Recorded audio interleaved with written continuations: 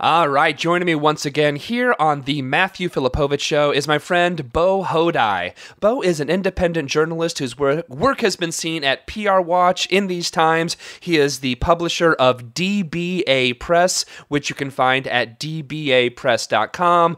Beau, thank you so much for being on the show again. Thanks for having me, Matt.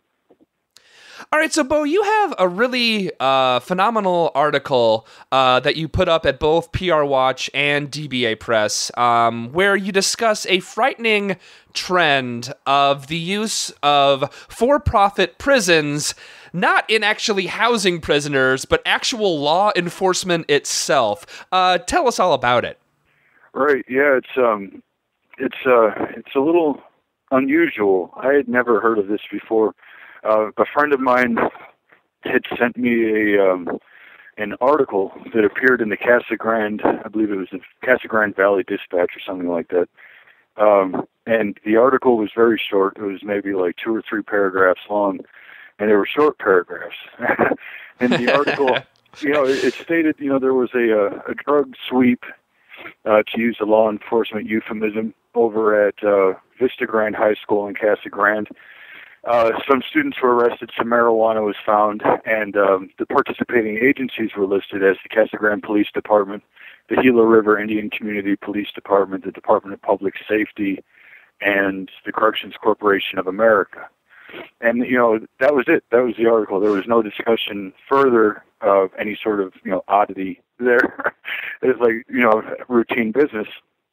And, to me and other people, that was a little alarming because it sort of constitutes a conflict of interest, given that the Corrections Corporation of America derives annually more than $1.5 billion from the incarceration of human beings who are netted through law enforcement actions.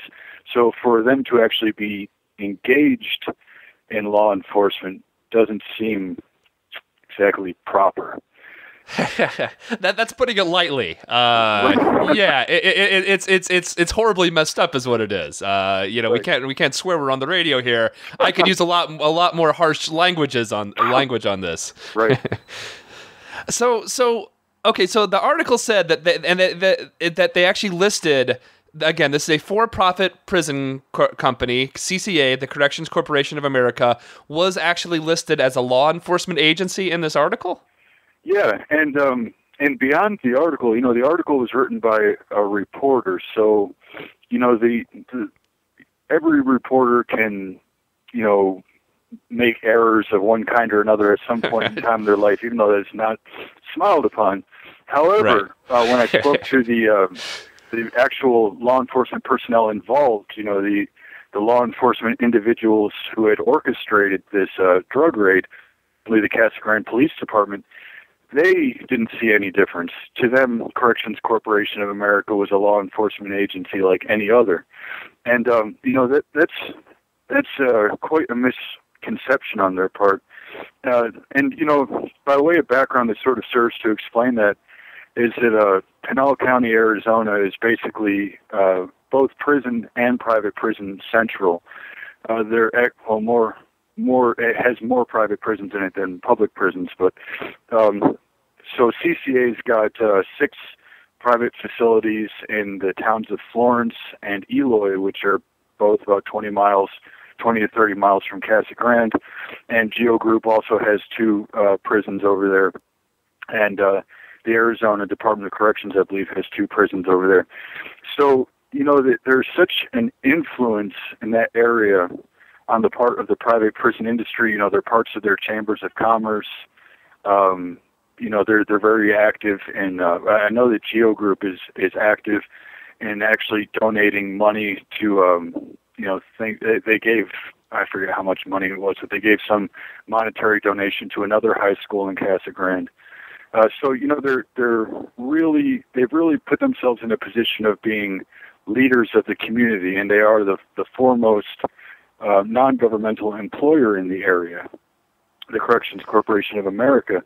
So I guess it's not terribly surprising, given that very close relationship they have over there, that a legitimate law enforcement agency would actually hold them in higher esteem than they deserve. Yeah.